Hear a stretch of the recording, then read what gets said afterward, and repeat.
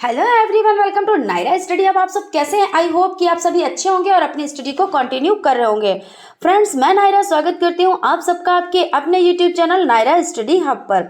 आज के video lecture में हम कंप्लीट करने वाले हैं जो आपका सामाजिक अध्ययन सब्जेक्ट हो जाता है, उसके राजन सीरीज के लघुत्तरीय प्रश्नों की सीरीज को कंटिन्यू करेंगे, जो आप लोगों के लिए मोस्ट इंपॉर्टेंट हो जाता है। सो वीडियो को बिल्कुल भी स्किप ना करें और वीडियो को लास्ट तक जरूर देखें।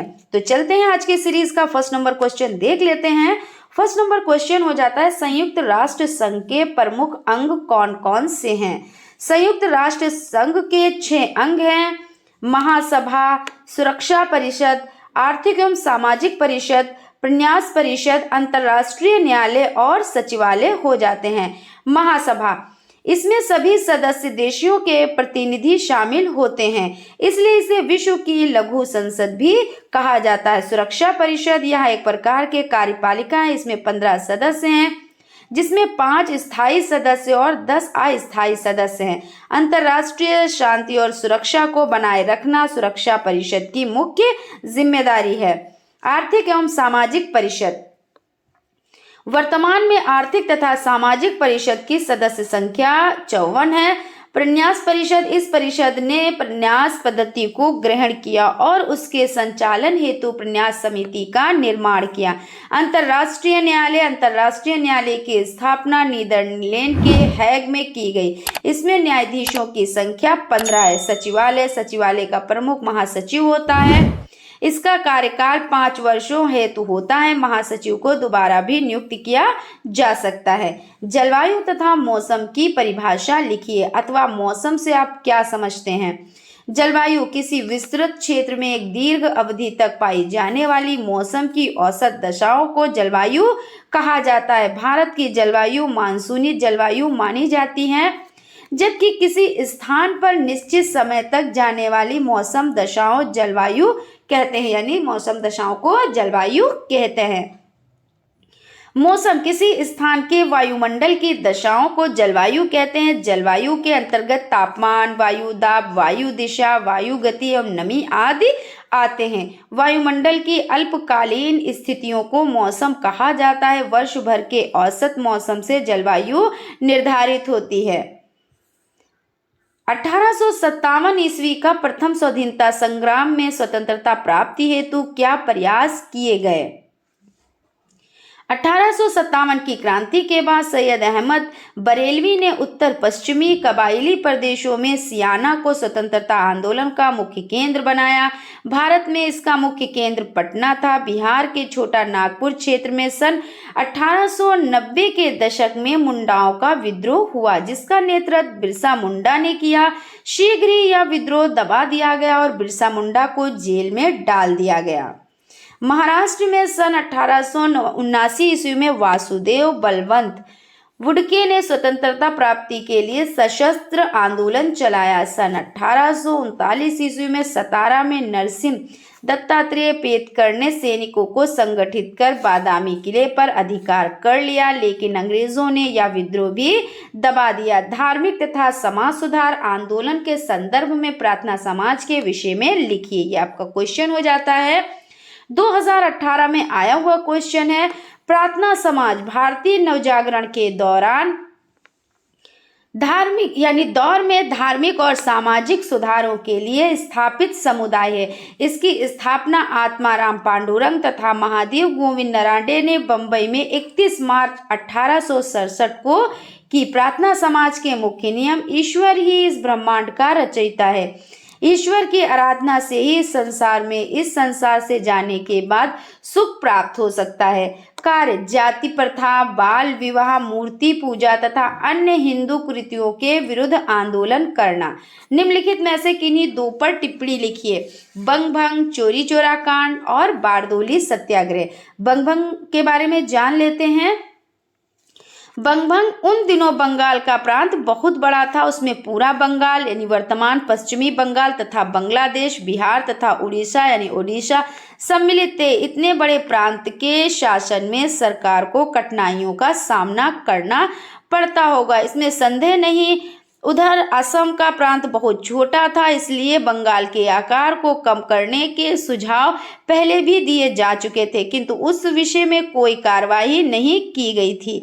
बंगाल विभाजन की योजना की घोषणा सबसे पहले दिसंबर 1903 में की गई। 19 जुलाई 1905 ईस्वी को विभाजन की औपचारिक घोषणा कर दी गई और 16 अक्टूबर को उसे लागू कर दिया गया। योजना के अनुसार बंगाल के 2 भाग कर दिए गए। पूर्वी बंगाल तथा असम नाम के एक नए प्रांत का निर्माण किया गया। इसमें असम के अतिरिक्त पूर्वी बंगाल को बड़ा क्षेत्र चिटगांव, ढाका तथा राजशाही मंडल, हिल, त्रिपुरा तथा मालदा सम्मिलित थे। उसकी राजधानी ढाका निश्चित की गई। बंगाल का नाम प्रांत बना रहा और उसमें बिहार तथा उड़ीसा पूर्वज सम्मिलित बने रहे।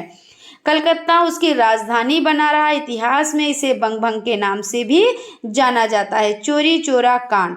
चोरी चौरा उत्तर प्रदेश में गोरखपुर के पास एक कस्बा है, जहां 5 फरवरी ना होके 4 फरवरी, ठीक है ना, 4 फरवरी 1922 को आंदोलनकारियों ने एक पुलिस चौकी को आग लगा दी थी, जिसमें उसे 22 पुलिस कर्मचारी जिंदा जलकर मर गए।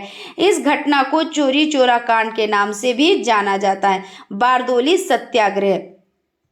स्वतंत्रता संग्राम के समय वर्ष जून 1928 में बारदोली सत्याग्रह हुआ था। यह एक प्रमुख किसान आंदोलन था, जिसका नेतृत्व वल्लभ भाई पटेल ने किया था। यह आंदोलन गुजरात राज्य में हुआ था। इस आंदोलन के सफल होने के बाद वल्लभ भाई पटेल को सरदार की उपाधि दी गई थी। भारत छोड़ो आंदोलन के महत्व की विवेचना कीजिए। आंदोलन का मूल्यांकन एवं महत्व। भारत छोड़ो आंदोलन में मुस्लिम लीग व कम्युनिस्ट पार्टी को छोड़कर सभी राजनीतिक दलों व देशभक्तों ने भाग लिया। यह आंदोलन छुटपुट रूप से 1945 तक चलता रहा। आंदोलन द्वारा तुरंत भारतीय स्वतंत्रता का लक्ष्य प्राप्त नहीं किया जा सका, तथापि उसके परिणाम स्वरूप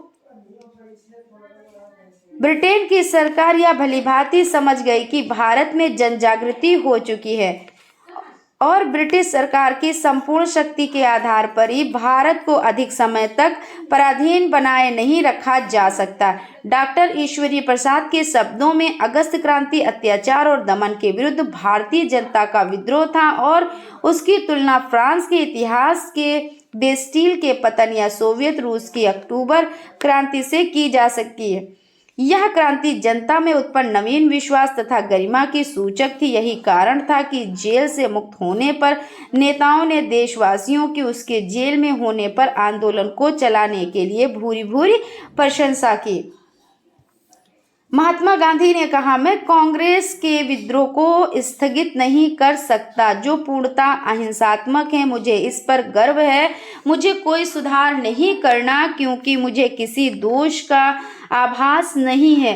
पंडित नेहरू ने कहा, सन 1942 ईस्वी में जो कुछ हुआ उस पर मुझे निसंकोच गर्व है।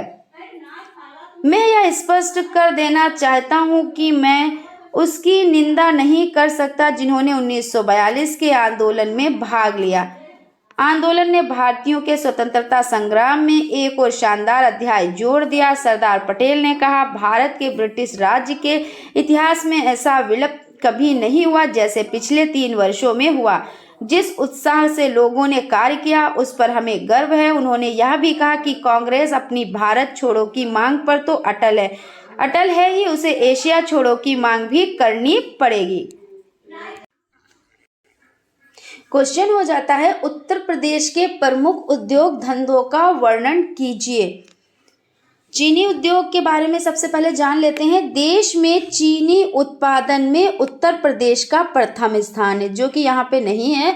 पहले प्रथम स्थान था, लेकिन महाराष्ट्र ने उत्तर प्रदेश को पीछे छोड़ दिया। अब ये सेकेंड नंबर पर है और महाराष्ट्र फर्स्ट नंबर पर हो जाता है। यहाँ चीनी की 109 मिलें। भारत का लगभग 30% चीनी उत्तर प्रदेश उत्पादित करता है। चीनी की मिलें मुख्यतः गोरखपुर, देवरिया, गाजियाबाद, मेरठ, कानपुर, शाहजहांपुर, लखनऊ, वाराणसी, फैजाबाद, प्रयागराज, बस्ती, बरेली में है। इसी उद्योग के अंतर्गत दानेदार चीनी के अतिरिक्त खांडसारी, शक्कर, तगार भी बनाई जाती है। गुड़ उत्पादन में भी उत्तर प्रदेश सबसे आगे है।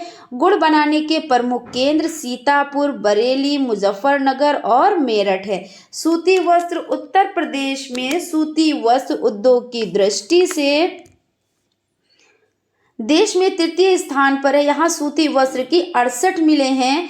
ये मिलें कानपुर, आगरा, बरेली, गाजियाबाद, हरदोई, हाथरस, अलीगढ़, सहारनपुर, बदायूं, प्रयागराज, मऊ, वाराणसी, रामपुर, कानपुर में मोटे और मध्यम प्रकार के तंबू, ढेरे और दुस्ती कपड़ा अधिक बनाया जाता है। उत्तर प्रदेश प्रदेश में उत्तर प्रदेश राज्य वस्त्र निगम द्वारा 13 कताई मिलों का संचालन किया जा रहा है। इसमें 5.2 लाख तकुओं की क्षमता वाली मशीनें लगी हैं। इसके अतिरिक्त उत्तर प्रदेश सहकारी कताई मिल संघ द्वारा 11 कताई मिलों का संचालन किया जा रहा है। दरियां बनाने के प्रमुख केंद्रों में बरेली, आगरा, इटावा, सीतापुर, मिर्जापुर, शाहजहांपुर तथा मुरादाबाद हैं। गलीचे बनाने के केंद्रों में आगरा, वाराणसी, मैनपुरी और मिर्जापुर हैं।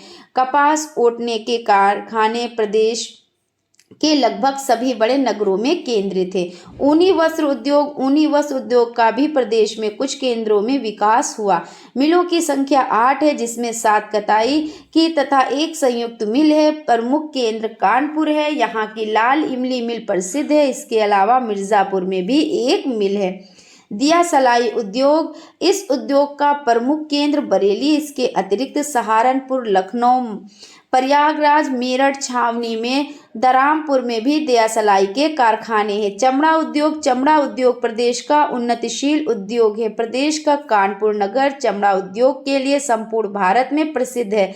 आगरा, मेरठ, लखनऊ से बरेली में चमड़ा उद्योग के अन्य महत्वपूर्ण केंद्र हैं। कागज उद्योग, राज्य में कागज की मिलें सहारनपुर, कानपुर, गाजियाबाद, मुरादाबाद तथा लखनऊ में स्थित हैं। सर्वाधिक मिलें मुजफ्फरनगर में हैं। दफ्ती कागज, कार्डबोर्ड बनाने की मिलें प्रयागराज, कानपुर, सहारनपुर तथा मेरठ है। मेरठ में गन्ने की खोई से कार्डबोर्ड बनाया जाता है। कांच उद्योग, उत्तर प्रदेश राज्य का देश के कांच उद्योग में महत्वपूर्ण स्थान है। राज्य में कांच कारखाने की कुल संख्या 32 है तथा चूड़ियां बनाने के 90 कारखाने हैं। फिरोजाबाद विश्व प्रसिद्ध चूड़ियों का निर्माण केंद्र है। फैजाबाद के अतिरिक्त बेहजोई, नैनी, प्रयागराज, मेरठ, गाजियाबाद, वाराणसी, लखनऊ, बाला, वर्ली, शासन, शिकोहाबाद तथा हाथरस कांच उद्योग में प्रमुख केंद्र है। सबसे अधिक लघु उद्योग गाजियाबाद में स्थित है। वृहद तथा मध्यम दर्जे की गाजियाबाद में 114 इकाइयां स्थित हैं। एल्यूमीनियम उद्योग, प्रदेश में एल्यूमीनियम उद्योग का एकमात्र केंद्र सोन नदी की घाटी में स्थित मिर्जापुर जिले में है। मिर्जापुर जिले के रेणुकूट नामक स्थान पर स्थित हिंदुस्तान एल्यूमीनियम कॉरपोरेशन के कारखाने में नजदीक के वाराणसी तथा बांदा जिले से प्राप्त बॉक्साइट का उपयोग करके एल्यूमीनियम धातु के पिंड और चादर बनाए जाते हैं। इसके अतिरिक्त मेरठ, अलीगढ़, आगरा, कानपुर तथा मथुरा आदि नगरों में एल्यूमीनियम की चादरों से बर्तन बनाने के छोटे छोटे कारखाने स्थित हैं। रासायनिक उद्योग, इस उद्योग के अंतर्गत मुख्य रूप से रासायनिक क्रियाओं के द्वारा अन्य उद्योगों के लिए रासायनिक पदार्थों का निर्माण होता है। गंधक का तेजाब, hydrochloric acid, soda ash, ammonia, bleaching powder, दवाइयाँ, रंग रोगन आदि इनमें प्रमुख हैं। उत्तर प्रदेश में गंधक का तेजाब, बायोसल्फाइड बनाने का कारखाना कानपुर में, सोडा ऐश और अमोनिया क्लोराइड बनाने का कारखाना वाराणसी में, कृत्रिम रबड़ का कारखाना बरेली में, गंधक का तेजाब व अन्य रासायनिक पदार्थ बनाने का कारखाना गाजियाबाद में तथा लोहे कणों से युक्त सिलिका बालू तैयार करने के कारखाने प्रयागराज के शकरगढ़ में स्थित हैं। स्पिरिट और शराब उद्योग, स्पिरिट और शराब बनाने के कारखाने गाजियाबाद, उन्नाव, लखनऊ, रामपुर, मेरठ, सहारनपुर, दोलारा, मंसूरपुर और नवाबगंज में है। साबुन उद्योग, साबुन बनाने के कारखाने कानपुर, आगरा, मोदीनगर, गाजियाबाद, मेरठ व अन्य नगरों में केंद्रित है। खाद्य तेल उद्योग, उत्तर प्रदेश में तेल की आधुनिक बड़ी मिलें कानपुर, आगरा, गाजियाबाद और मोदीनगर में है। सीमेंट उद्योग, सीमेंट कारखाने चुर्क, सोनभद्र, डल्ला एवं चुनार, मिर्जापुर, दादरी, गौतम बुद्ध नगर तथा रायबरेली में स्थित हैं। कृषि यंत्र निर्माण उद्योग, उत्तर प्रदेश में कृषि कार्य में प्रयुक्त होने वाले यंत्रों के निर्माण उद्योग की स्थापना आगरा, अलीगढ़, मेरठ, कानपुर, लखनऊ आदि नगरों में हुई है, जहां बोने, जुताई और निराई, फसल काटने, गहने और ओसने, दुग्धशाला, कुक्कुटशाला, उपस्कर, पादप संरक्षण उपस्कर तथा फार्म परिवहन उपस्कर आदि बनाने के कारखाने हैं। साइकिल उद्योग, उत्तर प्रदेश में साइकिल उद्योग के प्रमुख केंद्र आगरा, वाराणसी, रामपुर, लखनऊ, कानपुर और प्रयागराज है। यहाँ रॉयल प्रिंस, पॉपुलर हंसा, जय हिंद, एशिया साइब्रो आदि साइकिलें बनाई जाती हैं। इलेक्ट्रॉनिक उद्योग, गत वर्षों में प्रदेश में इलेक्ट्रॉनिक उद्योग का काफ़ी तीव्र गति से विकास हुआ। इस क्षेत्र में इलेक्ट्रॉनिक उपकरणों के निर्माण के साथ साथ सहयोगी संसाधनों की भी स्थापना हुई। कुछ लब्ध प्रतिष्ठित इलेक्ट्रॉनिक औद्योगिक इकाइयों की स्थापना प्रदेश के विभिन्न नगरों में हुई, जिसमें नोएडा, साहिबाबाद, पनकी, रायबरेली और लखनऊ प्रमुख है। इंजीनियरिंग उद्योग, सामान्यतः सभी धातुओं के निर्माण संबंधी उद्योग इस उद्योग के अंतर्गत सम्मिलित हैं, लेकिन प्रदेश में इसके विकास की दृष्टि से मुख्य रूप से संरचनात्मक अभियांत्रिकी, औद्योगिक संस्थान, मशीन टूल्स, हल्की निर्माण कला तथा विद्युत उपकरणों से संबंधित उद्योगों का विकास हुआ है। इसके अंतर्गत प्रयागराज के पास स्थित नैनी में त्रिवेणी स्ट्रक्चरल लिमिटेड कारखाना उल्लेखनीय है, जिसमें हाइड्रोलिक पेवस्टॉक्स, ट्रांसमिशन टावर, इस्पाती पुल, एलडी कन्वर्टर तथा औद्योगिक भवनों के निर्माण में प्रयुक्त होने वाली ट्रेनें तथा भारी इस्पात के ढांचे बनाए जाते हैं। जूट उद्योग, जूट उद्योग की राज्य में 3 मिलें हैं, इसमें से 2 कानपुर में तथा 1 सहजनवा गोरखपुर में स्थित हैं। रेशमी वस्त्र उद्योग, रेशमी वस्त्र उद्योग के महत्वपूर्ण केंद्र वाराणसी, कानपुर, इटावा व मोदीनगर है। वाराणसी की रेशमी साड़ियाँ अपनी गुणवत्ता के लिए देश विदेश में विख्यात हैं। वनस्पति घी उद्योग, प्रदेश में मोदीनगर, कानपुर, मेरठ, प्रयागराज, अलीगढ़ व गाजियाबाद में वनस्पति घी बनाया जाता है। खाद्य उद्योग, प्रदेश में खाद बनाने के प्रमुख कारखाने गोरखपुर व कानपुर में हैं।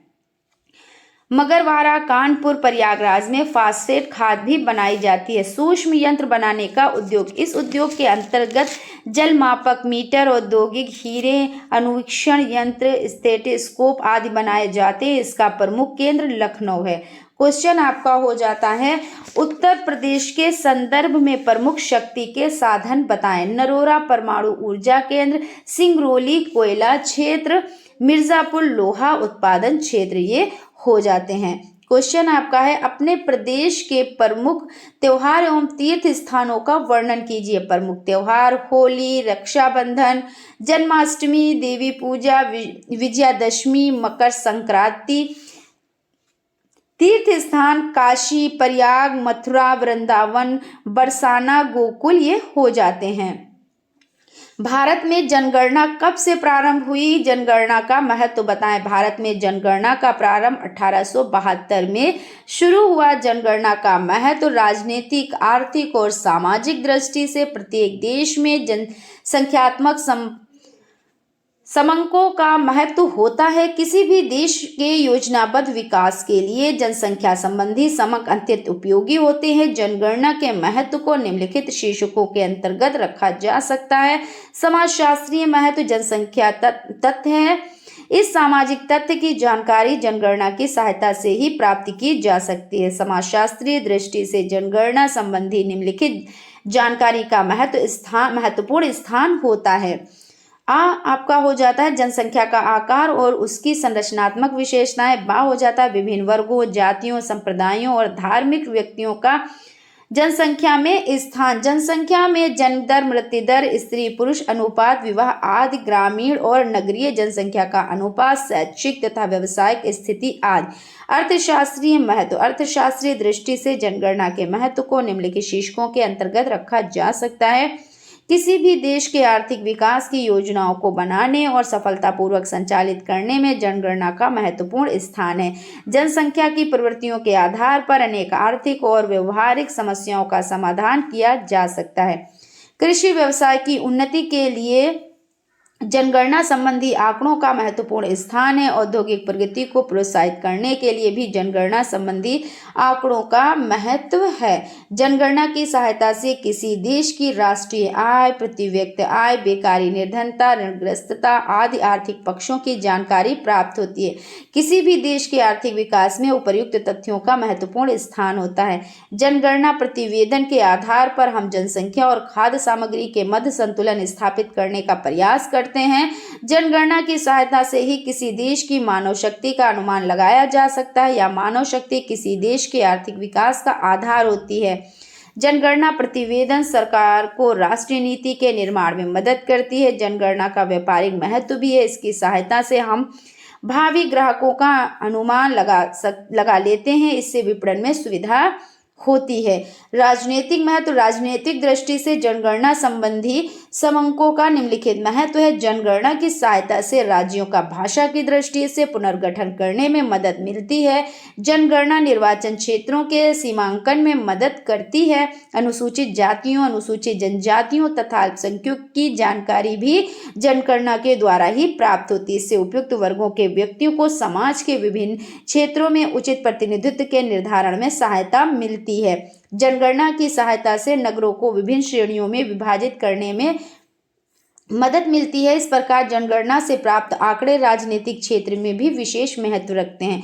पंचशील से आपका क्या अभिप्राय है? इसके सिद्धांतों का उल्लेख कीजिए। पंचशील के सिद्धांत, पंचशील का सिद्धांत भारत की विदेशी नीति का आधार है। इस सिद्धांत का प्रतिपादन 20 जून 1954 को तत्कालीन प्रधानमंत्री पंडित जवाहरलाल नेहरू तथा चीन के प्रधानमंत्री चाओ एन लाई के बीच आपसी बातचीत के द्वारा किया गया था। पंचशील के सिद्धांत प्रत्येक राज्य एक दूसरे राज्य की प्रादेशिक अखंडता एवं सर्वोच्च सत्ता का सम्मान करना, एक दूसरे देश पर आक्रमण न करना, किसी राष्ट्र के आंतरिक मामलों में हस्तक्षेप न करने की नीति का पालन करना, प्रत्येक राष्ट्र के लाभ हेतु सहयोग की भावना रखना, शांतिपूर्ण सह अस्तित्व की नीति का पालन करना। ब्रह्म समाज की सामाजिक व धार्मिक उपलब्धियों का वर्णन कीजिए। ब्रह्म समाज की सामाजिक व धार्मिक उपलब्धियां: ईश्वर सर्वव्यापी, निराकार तथा एक है। उसकी पूजा का अधिकार सभी को है। सच्चे हृदय से उसकी प्रार्थना करने से वह प्रसन्न होता है। ईश्वर कर्मानुसार मनुष्य को फल देता है। मानव को अपने पापों को प्रायश्चित करना चाहिए, तभी उसे मोक्ष मिलेगा। उसकी आराधना के लिए मूर्ति पूजा, कर्मकांडों तथा बाह्य आडंबरों की आवश्यकता नहीं होती है। आत्मा अजर और अमर है, जबकि शरीर नाशवान है। मनुष्य को अंधविश्वास और कट्टरता को त्याग कर मानवतावादी सिद्धांतों को स्वीकार करना चाहिए। असहयोग आंदोलन के स्वरूप एवं कारणों पर प्रकाश डालें। 2017 और 2019 में आया हुआ ये क्वेश्चन है। असहयोग आंदोलन का स्वरूप: इस आंदोलन ने पहली बार संपूर्ण राष्ट्र को एक सूत्र में बांध दिया था। इस आंदोलन से यह सिद्ध हो गया कि भारतीय राष्ट्रीय कांग्रेस कुछ गिने चुने लोगों को ही नहीं अपितु पूरे राष्ट्र का प्रतिनिधित्व करने वाली संस्था है। आंदोलन ने देश के कोने कोने में अपना प्रभाव डाला तथा कोई जगह ऐसी नहीं बची जो आंदोलन के प्रभाव से अछूती रह गई हो। आंदोलन में समाज के प्रत्येक वर्ग ने सक्रिय रूप से भाग लिया। असहयोग आंदोलन के कारण अंग्रेजों की प्रांत धारणा को तोड़ना था कि भारतवासियों में राजनीतिक चेतना का अभाव है तथा दासता को वे अपने भाग्य की नियति मानते हैं।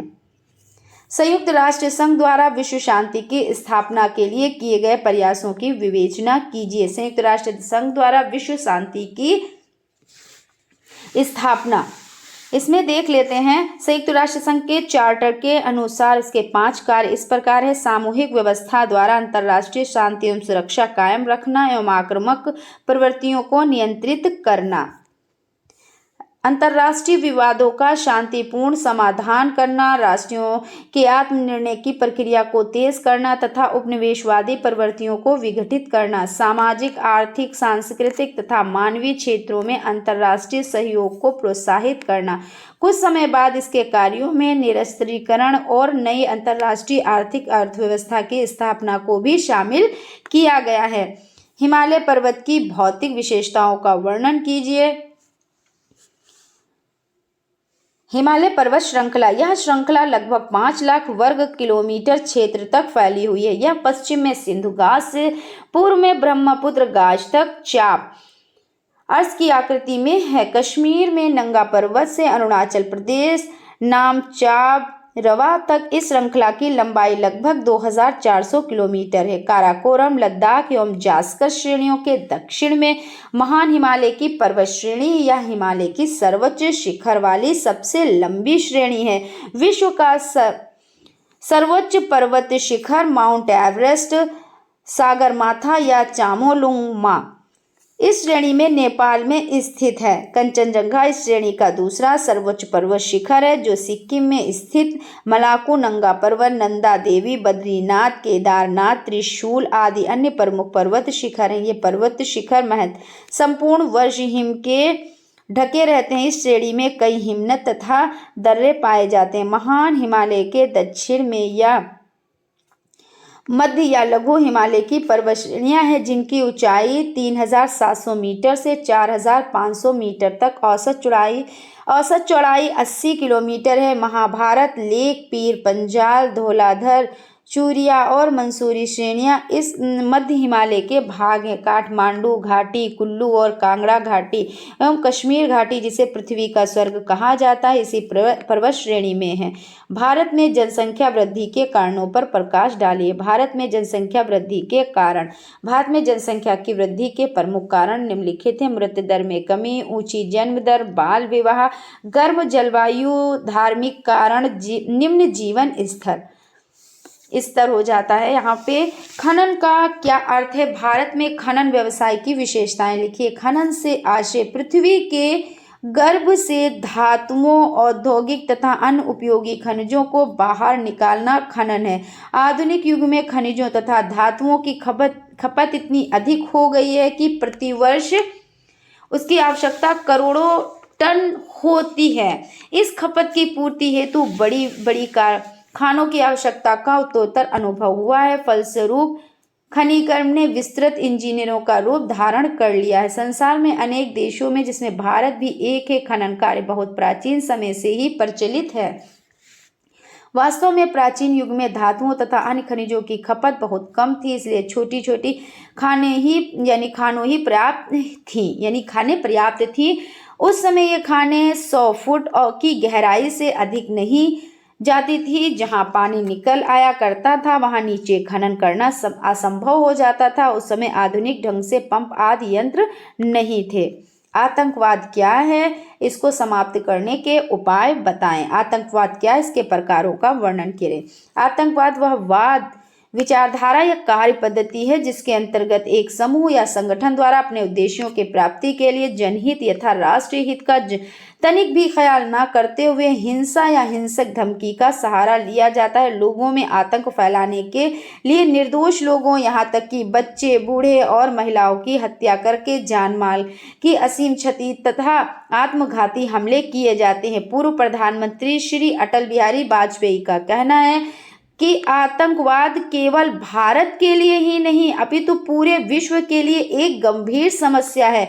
यह अंतर्राष्ट्रीय चरित्र का है और निकट भविष्य में खत्म होने वाला नहीं है। आतंकवाद के मुख्य बिंदु निम्न है। यह राज्य या समाज के विरुद्ध होता है, इसका राजनीतिक उद्देश्य होता है, यह अवैध और गैर कानूनी होता है, या न केवल अपने तात्कालिक शत्रु को अपितु सामान्य लोगों को भी डराने और उसमें भय एवं आतंक पैदा करने की कोशिश करके उन्हें अपीड़ित एवं वश में करने का कुप्रयास करता है। यह अपने कार्यों या हमलों को इतने आकस्मिक और भयंकर रूप से अंजाम देता है कि केवल जनसाधारण में ही नहीं अपितु कभी कभी सरकार में भी बेबसी या लाचारी की भावना पैदा होती है। आतंकवाद को समाप्त करने के लिए निम्न प्रयासों पर जोर देना चाहिए: सुरक्षा अभिकरणों के उचित प्रशिक्षण की व्यवस्था, राजनीतिक हस्तक्षेप की समाप्ति, खुफिया यंत्र को और सुदृढ़ बनाने की आवश्यकता, सुरक्षा अभिकरणों को अत्याधुनिक सुरक्षा हथियारों व सुविधाओं से लैस करना, नागरिकों को आतंकी चुनौतियों के प्रति जागरूक करना। ये हो जाते हैं। भारतीय खाद्य निगम पर प्रकाश डालें। भारतीय खाद्य निगम की स्थापना भारत सरकार द्वारा वर्ष 1964 ईस्वी में की गई थी। इसका प्रधान कार्यालय नई दिल्ली में है। भारतीय खाद्य निगम की स्थापना के प्रमुख उद्देश्य निम्नलिखित हैं: किसानों के हितों की रक्षा हेतु प्रभावी मूल्य समर्थन नीति के संचालन के लिए, संपूर्ण देश में सार्वजनिक खाद्य वितरण के लिए, राष्ट्रीय स्तर पर खाद्य सुरक्षा एवं परिचालन सुनिश्चित करने तथा बाजार स्टॉक को संतोषजनक स्तर बनाए रखने के लिए, एक विश्वसनीय कीमत पर उपभोक्ताओं को खाद्यान्न उपलब्ध कराने हेतु भारतीय खाद्य निगम सरकार की खाद्यान्न निष्पादन नीति के अंतर्गत गेहूं एवं चावल का प्रबंध करता है। यह एशिया महाद्वीप के अंतर्गत प्रथम आपूर्ति श्रृंखला संबंधी निगम है। इसके 24 क्षेत्रीय कार्यालय हैं। यह निगम न्यूनतम समर्थन मूल्य पर किसानों से गेहूं एवं चावल खरीदता है। भारतीय खाद्य निगम यह कार्य जिला कार्यालयों के माध्यम से करता है। नागरिक सुरक्षा संगठन के उद्देश्य क्या है? नागरिक सुरक्षा संगठन के उद्देश्य फर्स्ट नंबर पर हो जाता है हवाई कार्य आक्रमणों से जन धन की हानि को कम करना, औद्योगिक कृषि क्षेत्र में उत्पादन बनाए रखना, जनता के मनोबल को बनाए रखना, प्राकृतिक आपदाओं के समय राहत एवं बचाव कार्य में सहयोग करना। और फिफ्थ नंबर पर हो जाता है शांति में अधिकारियों स्वयंसेवकों को प्रशिक्षित करना तथा अन्य सामाजिक तथा जन कल्याणकारी कार्य जैसे पल्स पोलियो तथा महामारी रोकने हेतु टीकाकरण कार्यों में सहयोग करना। अब क्वेश्चन की तरफ चलते हैं। क्वेश्चन देख लेते हैं। 1857 के स्वतंत्रता संग्राम का नेता बहादुर शाह जफर को क्यों घोषित किया गया? किन्हीं 4 कारणों पर प्रकाश डालिए। हमारे देश का अंतिम मुगल सम्राट बहादुर शाह द्वितीय जफर का दरबार 1857 की स्वतंत्रता संग्राम की गतिविधियों का मुख्य केंद्र बन गया था। संघर्ष प्रारंभ होने के बाद स्वतंत्रता संग्राम के सैनिक मेरठ से 11 मई 1857 को दिल्ली पहुंचे और इस अंतिम मुगल सम्राट को अपना नेता स्वीकार किया। बहादुर शाह द्वितीय यानी जफर ने लगभग 3 माह तक दिल्ली को अंग्रेजों के प्रभाव से मुक्त रखा तथा अंग्रेजी सेनाओं को अनेक स्थानों पर पराजित किया। अंत में अल्प साधनों के कारण बहादुर शाह द्वितीय यानी जफर को पराजित होकर बंदी बनना पड़ा। अंग्रेजों ने उसे रंगून भेज दिया। 1862 ईस्वी में इसकी मृत्यु हो गई। निम्नलिखित पर टिप्पणी लिखिए। अहमदिया आंदोलन, देवबंद आंदोलन।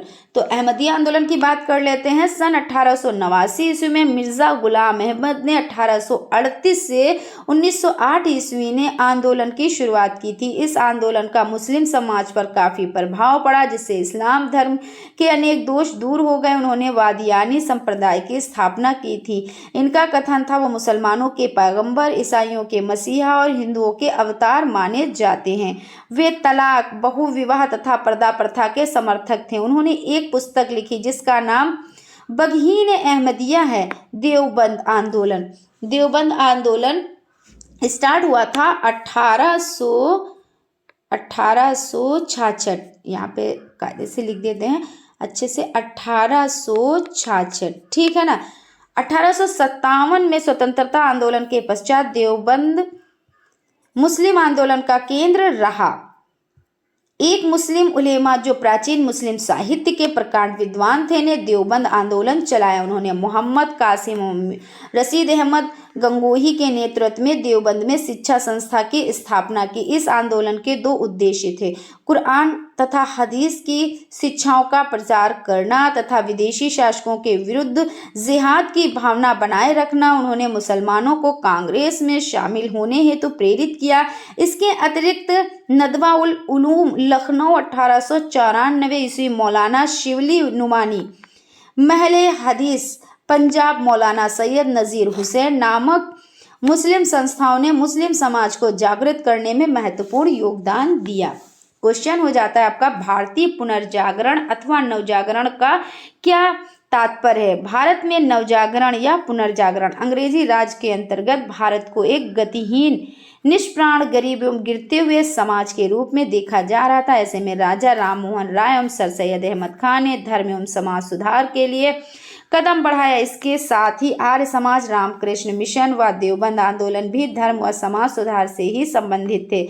भारत में लगभग समस्त सामाजिक कुरीतियां धार्मिक मान्यताओं पर आधारित थी, इसलिए धर्म को सुधारने बिना समाज सुधार संभव नहीं था। भारतीय जीवन के विभिन्न पक्षों में इनका बहुत निकट का संबंध था, जैसे विधवाओं का पुनर्विवाह पर निषेध एवं देवदासी प्रथा जैसी मान्यताएं समाप्त हुए बिना उनका सामाजिक कल्याण संभव नहीं था। नवजागरण काल के कुछ समाज सुधारक अग्रवत हैं: राजा राम मोहन राय ब्रह्म समाज, दयानंद सरस्वती आर्य समाज, महादेव नराडे प्रार्थना समाज, स्वामी विवेकानंद रामकृष्ण मिशन, सर सैयद अहमद खां साइंटिफिक सोसाइटी विज्ञान समिति, दादा भाई नौरोजी पारसी सुधार आंदोलन, ज्योतिबा फुले सत्य शोधक समाज, Annie Besant theosophical society, Pandita Ramabai Saraswati Sharda सदन।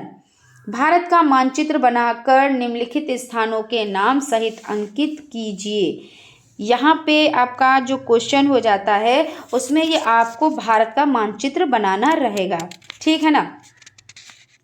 और यहाँ पे है चौरी चौरा, अमृतसर, चंपारण, प्रयागराज, यानी कि भारत का मानचित्र बनाइए और उसके स्थान सहित अंकित कीजिए। जो ये नाम दिए हुए हैं जैसे चौरी चौरा हो गया, अमृतसर, चंपारण, प्रयागराज, इनको अंकित करना है। उसके बाद क्वेश्चन की तरफ चलते हैं।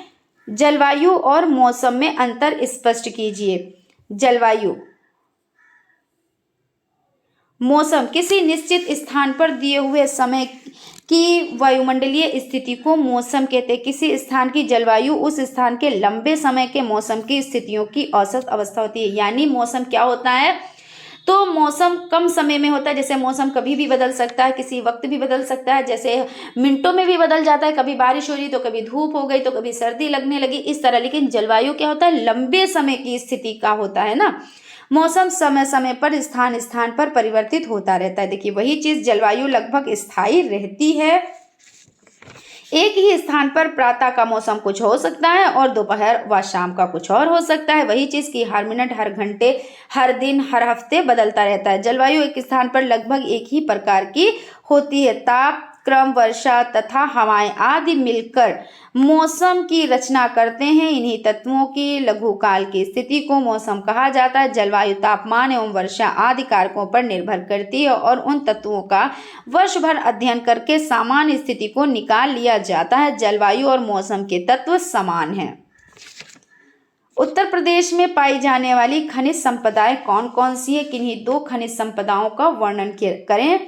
उत्तर प्रदेश में पाई जाने वाली खनिज संपदाएं हो जाती हैं। भारत में विभिन्न राज्यों की तुलना में उत्तर प्रदेश में खनिज संसाधनों की अधिक कमी है। देश में कुल खनिज संसाधन का मात्र 1% उत्तर प्रदेश में, यानी कि 1% उत्तर प्रदेश में प्राप्त होता है। राज्य में खनिज पदार्थ मुख्यतः दक्षिण में पठारी भाग में मिलते हैं। राज्य में खनिज संसाधनों को खोजने, उन्हें विकसित करने तथा उन पर आधारित उद्योग स्थापित करने हेतु 1955 में भूतला एवं खनिकर्म निदेशालय की स्थापना की गई।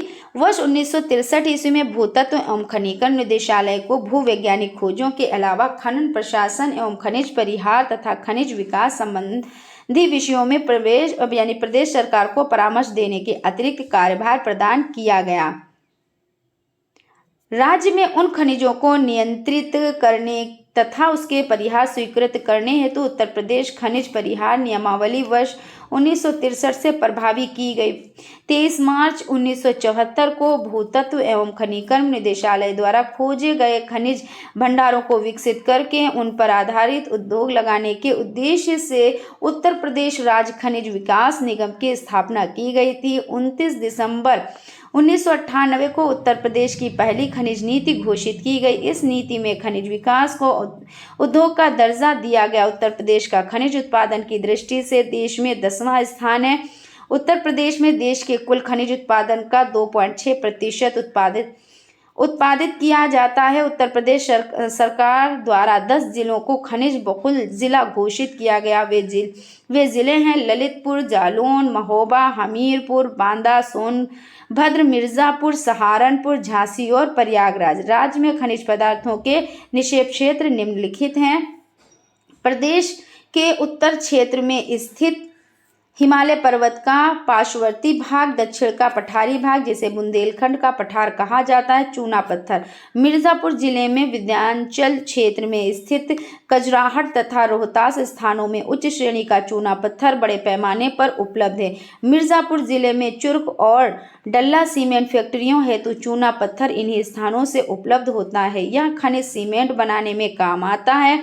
इसके अलावा उसका उपयोग सोडा ऐश, कैल्शियम साइनाइड आदि के निर्माण में भी किया जाता है। डोलोमाइट यह खनिज मिर्जापुर के खजुराहो क्षेत्र एवं कुछ मात्रा में बांदा जिले में भी प्राप्त होता है। इसका उपयोग इस्पात उद्योग में निस्सरण और ताप सहन के लिए होता है। इसका उपयोग इस्पात उद्योग के इतर Portland cement, plaster of Paris एवं गंधक के तेजाब के निर्माण में होता है। क्वेश्चन हो जाता है आयात निर्यात से आप क्या समझते हैं। उत्तर प्रदेश में निर्यात की जाने वाली 4 वस्तुओं के नाम लिखें। सबसे पहले समझ लेते हैं आयात किसे कहते हैं। जब कोई सामान बाहर से मंगाया जाता है तो उसे आयात कहते हैं। जब कोई चीज़ या सामान भेजा जाता है तो उसे निर्यात कहते हैं। अब समझ लेते हैं, देखिए क्वेश्चन इस तरह भी आता है और अथवा लगा के है। यहाँ पे उत्तर प्रदेश की आयात एवं निर्यात की जाने वाली वस्तुओं के कारण हमारी अर्थव्यवस्था पर क्या प्रभाव पड़ता है।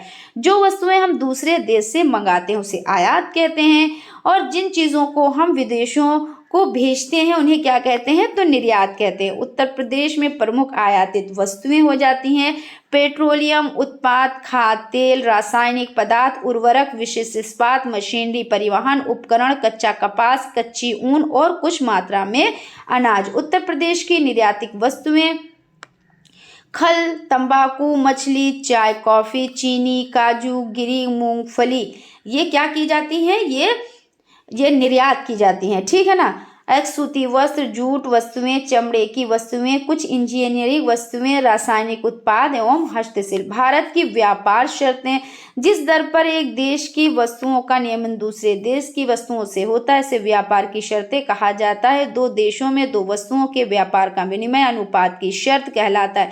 इस प्रकार इसका संबंध उस दर से होता है जिस पर आयातों और निर्यातों का विनिमय किया जाता है। भारत की व्यापार की शर्तें लगातार प्रतिकूल रही और प्रति वर्ष और अधिक प्रतिकूल होती जा रही हैं। यद्यपि भारत के निर्यातों की भौतिक मात्रा निरंतर बढ़ती जा रही है और इसी प्रकार उनकी कीमतें भी बढ़ती जा रही, किंतु दुर्भाग्यवश हमारी निर्यात मदों की कीमतें उतनी तेजी से अथवा उतनी मात्रा में नहीं बढ़ पाती जितनी मात्रा में हमारे कुछ महत्वपूर्ण आयातों जैसे पेट्रोलियम उत्पाद और उर्वरक आदि की कीमतें बढ़ रही हैं। इसके कारण हमें आयातों की एक निश्चित मात्रा में बदले हर वर्ष अधिक से अधिक निर्यातों का भुगतान करना पड़ता है। अर्थात शेष विश्व के साथ भारत की व्यापार शर्तें लगातार बिगड़ती जा रही हैं। अपनी भुगतान संतुलन की प्रतिकूलता को ठीक करने, विदेशी विनिमय कोष के संकट को समाप्त करने और देश की आर्थिक स्थिति को सुधारने की दृष्टि से निर्यातों में वृद्धि करना अनिवार्य है।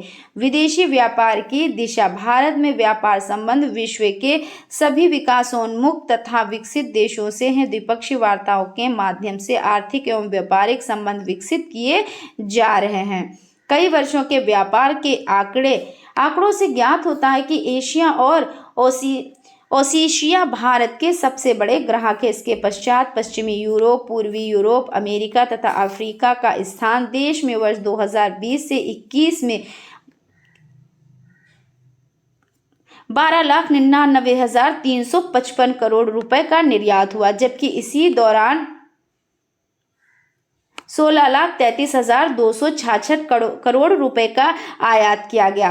क्वेश्चन है, सांस्कृतिक विरासत से आपका क्या आशय है? इसके संरक्षण में अपने सुझाव बिंदुवार दीजिए। सांस्कृतिक विरासत, अब देख लेते हैं।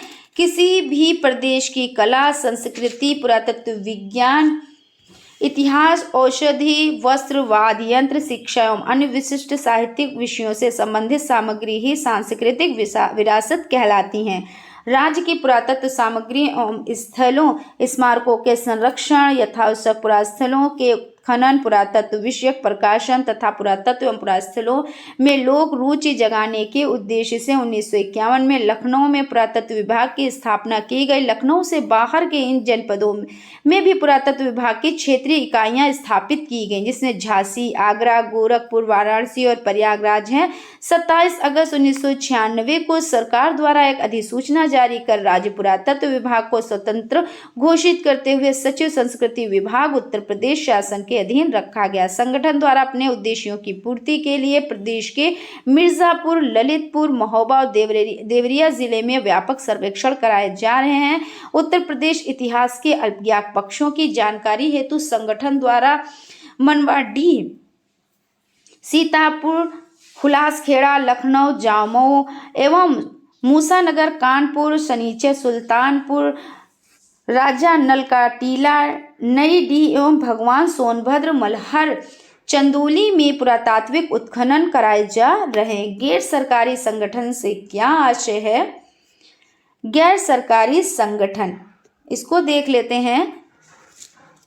गैर सरकारी संगठन यानी एनजीओ से आशय। गैर सरकारी संगठन ऐसे व्यक्तिगत संगठनों को कहा जाता है जो बिना लाभ के धार्मिक, वैज्ञानिक, सांस्कृतिक, लोकोपकारी, तकनीकी अथवा आर्थिक उद्देश्यों से गठित होते हैं। ऐसे संगठनों में ना कोई सरकारी करार होता है, ना ही वे प्रत्यक्ष रूप से सरकार के साथ सहभागिता करते हैं। समाज के विकास में गैर सरकारी संगठन का योगदान। गैर सरकारी संगठन मुख्य रूप से जो भी कार्य करते हैं उन्हें अग्र प्रकार से वर्गीकृत किया जा सकता है। स्वास्थ्य संबंधी कार्य, तो इसमें देख लेते हैं। इस उद्देश्य की पूर्ति हेतु संयुक्त राष्ट्र संघ की ओर से विभिन्न संगठन स्वास्थ्य संबंधी कार्यों को करने, जिसे यूनिसेफ का नाम प्रमुख है। यूनिसेफ विश्व स्तर पर बच्चों तथा महिलाओं के स्वास्थ्य संबंधी प्रकार के कार्यक्रमों को चला रहा है, जिसमें बच्चों के टीकाकरण एवं पोषण संबंधी कार्यक्रम प्रमुख है। इसी प्रकार महिलाओं हेतु प्रसव के पूर्व तथा प्रसव के उपरांत दी जाने वाली स्वास्थ्य सेवाओं संबंधी कार्यक्रम चला रहा है। इसके साथ साथ विभिन्न स्वास्थ्य संबंधी कार्यक्रम जैसे मलेरिया, पोलियो, कुपोषण एवं अन्य असाध्य रोगों के निवारण संबंधी कार्यक्रम चला रहा है। शिक्षा संबंधी कार्यों को वैश्विक परिदृश्य में सुलभ कराने का दायित्व संयुक्त संघ की विशेष एजेंसी यूनेस्को निभा रही है। यूनेस्को अंतर्राष्ट्रीय समझ बढ़ाने एवं देशों में शिक्षा, विज्ञान तथा संस्कृति को विकसित करने तथा समुन्नत कार्यों हेतुकृत संकल्पित। यूनेस्को ने शिक्षा के विकास के लिए अल्प विकसित देशों में शिक्षा को जन जन तक पहुंचाने, स्कूल से वंचित बच्चों को पुस्तकें तथा गणवेश उपलब्ध कराने एवं दूर स्कूली जीवन में कुपोषण से बचाने संबंधी कार्यक्रम को वृहद स्तर पर अपनाया। आज गैर सरकारी संगठनों में यूनेस्को का शिक्षा में किया जा रहा योगदान शैक्षिक समस्याओं के निदान हेतु विशेष उल्लेखनीय कदम सिद्ध हुआ है। खाद्य एवं कृषि विकास संबंधी कार्य। गैर सरकारी संगठनों के कार्यों में खाद्य एवं कृषि विकास संबंधी कार्य भी निरंतर किए जा रहे हैं। भारत में तराई प्रदेश को कृषि योग्य बनाने, ऊसर बंजर भूमि को कृषि योग्य बनाने, सिंचाई के साधनों को विकसित करने तथा खाद्य समस्याओं को व्यवस्थित करने, राजस्थान के भूमि क्षरण को रोकने में खाद्य एवं कृषि संगठन में अपनी प्रमुख भूमिका निभाई है। संगठन कृषि विकास हेतु निरंतर प्रयासरत है। भारत की जनसंख्या नीति एवं संक्षिप्त टिप्पणी लिखिए। भारत की जनसंख्या नीति के प्रमुख बिंदु निम्न प्रकार है। परिवार कल्याण से संबंधित चिकित्सा सेवाओं तथा पुनर्जन योग्य बनाने वाली सेवाओं की निःशुल्क व्यवस्था, माता तथा बच्चे के स्वास्थ्य संबंधी कार्यक्रम को महत्व देना, लड़कों तथा लड़कियों की विवाह आयु बढ़ाकर क्रमशः 21 व 18 वर्ष करना, राज्य सरकारों को दी जाने वाली केंद्रीय सहायता का 8% विशेष रूप से परिवार कल्याण कार्यों के निष्पादन तथा सफलता से संबंधित करना, परिवार कल्याण कार्यक्रमों को बढ़ावा देने के लिए केंद्रीय तथा राज्य सरकारों द्वारा प्रचार। कृषि को भारतीय अर्थव्यवस्था का मुख्य आधार क्यों कहा जाता है? कृषि भारतीय अर्थव्यवस्था का मूल आधार है। भारत एक कृषि प्रधान देश है जहां 67% जनसंख्या कृषि तथा कृषि संबंधी कार्यों में संलग्न है। चीन को छोड़कर भारत ही विश्व का ऐसा देश है जहां जनसंख्या का इतना बड़ा भाग कृषि में लगा हुआ है। यहाँ जनसंख्या को भोजन, पशुओं को चारा तथा कारखानों को कच्चा माल कृषि से ही प्राप्त होता है। हमारा औद्योगिक ढांचा कृषि के मजबूत आधार पर टिका हुआ है। हरित क्रांति से आपका क्या अभिप्राय? इसके मुख्य घटक कौन कौन से हैं, तो इसको देख लेते हैं। भारत में कृषि उत्पादन तथा प्रति हेक्टेयर उपज में वृद्धि हेतु किए जा रहे संगठित प्रयासों को हरित क्रांति कहा जाता है। भारत में निम्नलिखित कारणों से इसका विस्तार आवश्यक है। बढ़ती जनसंख्या की उदरपूर्ति के लिए खाद्यान्न उत्पादन में वृद्धि करने हेतु कृषि पर आधारित उद्योगों को एकाधिक मात्रा में कच्चा माल उपलब्ध कराने हेतु कृषि पदार्थों का अधिकाधिक उत्पादन करने तथा उसके निर्यात में विदेशी मुद्रा प्राप्ति करने हेतु देश की अर्थव्यवस्था सुदृढ़ करने हेतु।